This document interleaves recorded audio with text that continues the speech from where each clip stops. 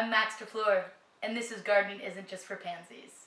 My passion is to help guide you through anything plant related. So if you have any questions, be sure to write in at the link right below, and I'll be able to answer your questions as soon as possible. And if you're lucky, you might even get featured on this show.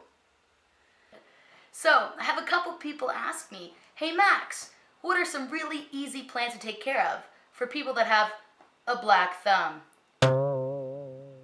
What I want to do today is talk to you about three plants. Three plants that are easy to take care of and are low light. That means that not a lot of sun needs to be on them at all for them to survive. So what I want to do is I'm going to run through each of the three plants individually and tell you how to take care of them. So let's go get started. The first plant is called a pothos. It's a low light plant, which means it doesn't need a lot of sun to survive. Kind of like goths. The great thing also about this plant is that if you just feed it water and fertilizer, it'll live. One of the other plants that's a low light plant is called a Dracaena.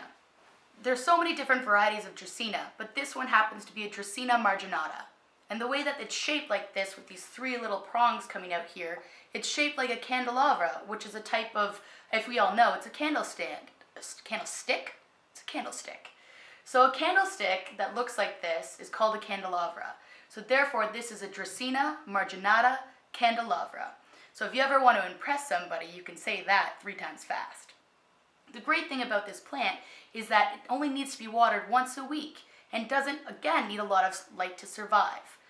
The only thing that I have to warn you is that you should only really water with water or fertilizer, because if you feed it vodka, for example, because some people do, it'll die.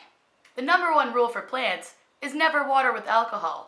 A lot of times people have drinks just lying around the house after a party, or, hey, I'm gonna water my plant, and you just dump in a plant. True story. Don't do that. Save the vodka for yourself. Or whiskey. The next plant is a Sansevieria, or snake plant, but most people call it a mother-in-law's tongue, because it'll never die, just like my ex-in-law.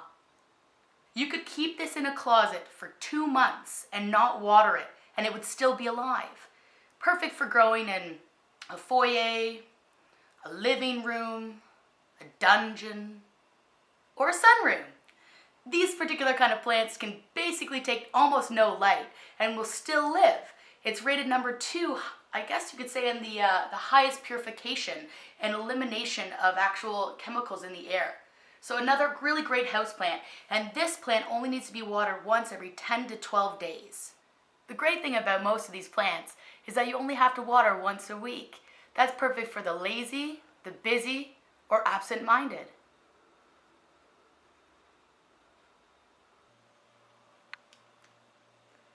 Well, that's all that we have for today. And now remember, if you do want to have any of your questions answered, be sure to write in at the link below. Not that link, though. No. Come back up here. Not that link. The link below where it says to write in your questions. Bottom line is that if you have any problems or questions with plants, I'm your guide. So be sure to remember, I'm Max DeFleur, and this is Gardening Isn't Just for Pansies.